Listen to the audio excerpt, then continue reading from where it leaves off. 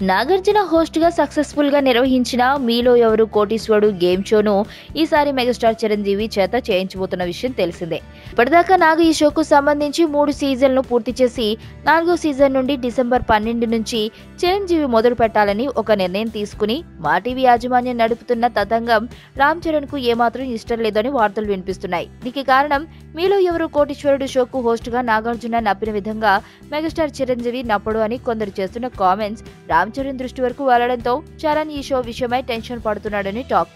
దీనికి తోడు గతంలో హిందీ వెర్షన్ కౌన్ బనేగా కరోడ్పతి సమయంలోనూ ఇలాంటి సమస్య ఏర్పడి తొలుత అమితాబ్ బచ్చన్ తో ప్రారంభమైన ఈ షో సూపర్ హిట్ అయిన తరువాత అమితాబ్ షో నుండి తప్పుకోవడంతో షారుఖ్ ఖాన్ తో చేయించాక షారుఖ్ తో చేసిన ఆ షో ఆటర్ ఫ్లాప్ అయిన సందర్భం చరణ్ దృష్టికి రావడంతో ఇప్పుడు అదే పరిస్థితి చిరంజీవి విషయంలో కూడా జరుగుతుందా అని టెన్షన్ పడుతున్నట్లు గాసిపులు వినిపిస్తున్నాయి.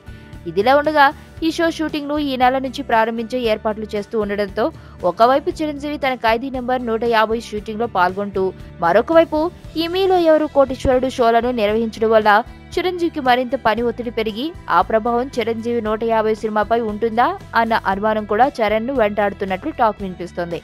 నాగార్జున తనకు పెరిగిపోయిన పని ఒత్తిడి వల్ల ఈ మీలో ఎవరు కోటీశ్వరుడు 4వ వెర్షన్ నుండి తప్పుకున్న నేపథ్యంలో చిరంజీవితో ఈ నెల కొన్ని ఎపిసోడ్స్ ను, అక్టోబర్లో కొన్ని ఎపిసోడ్స్ ను పిక్చరైజ్ చేయనున్నారని వార్తలు వస్తున్నాయి.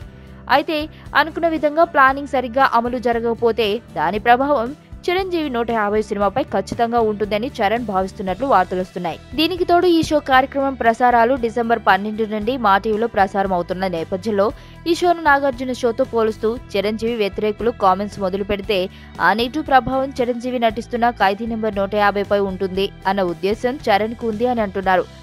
దీంతో రామ్ చరణ్ ఈ షో విషయమై మరోసారి లోతుగా ఆలోచించమని తన తండ్రిపై తీవ్ర ఒత్తిడి తెస్తున్నట్లు టాక్.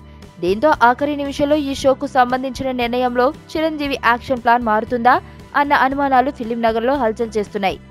ఎందుకు ఇదంతా చేస్తున్నావు? ఏంటి నీ ప్లాన్?